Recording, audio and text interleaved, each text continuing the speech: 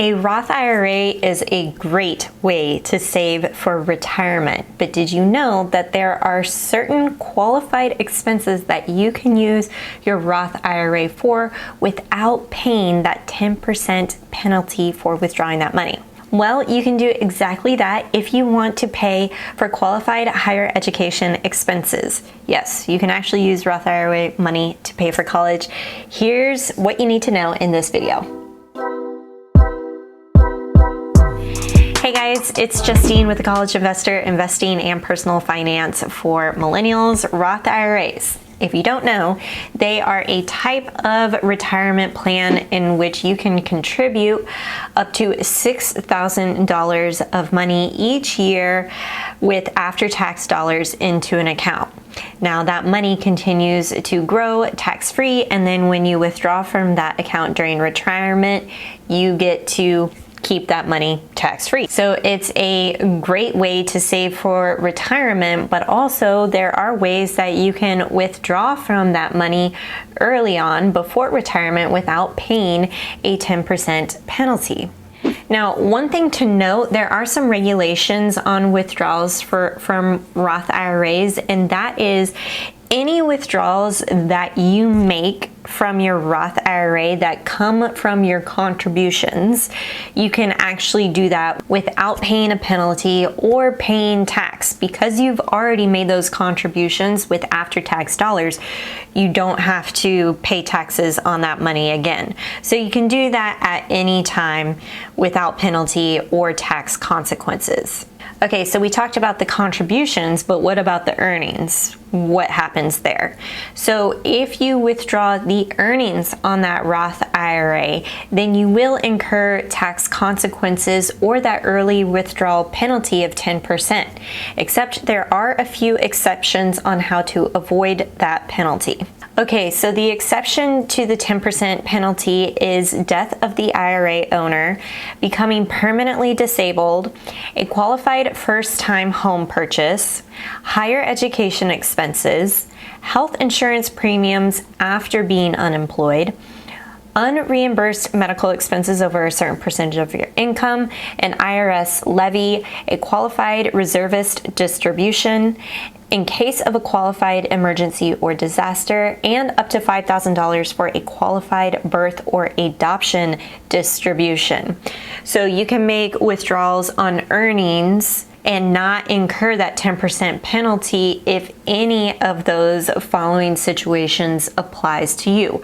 But you will pay taxes on those earnings if they are withdrawn for those purposes. Now, when it comes to paying for college, and let's say that you are wanting to use money from your Roth IRA to pay for these higher education expenses, let's go through that example.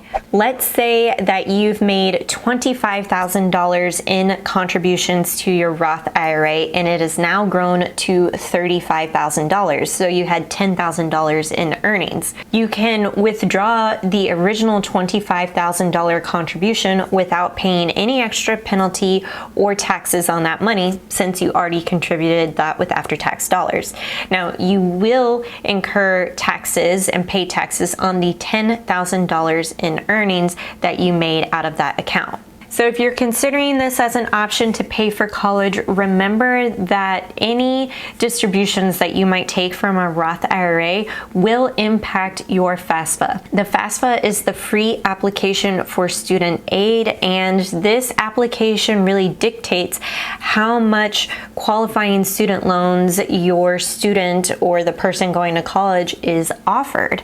And so when you take those distributions from a Roth IRA, that will be reported as income and actually could lower the amount of federal aid that you might receive. Okay, so there are two big drawbacks when it comes to using a student's Roth IRA. First of all, if you have a student and you've opened up a Roth IRA, it can get a little tricky to get money into that account, mainly because there's a lot of rules about earned income, and it's hard to fund that when they are a child. And then if you were ever to take money out of that account, that money counts as income for the child, which then again affects the federal student aid that that child might receive. Now, if you are taking money out of a parent's Roth IRA, the biggest drawback here, aside from paying taxes on the earnings, is that you are taking from your retirement.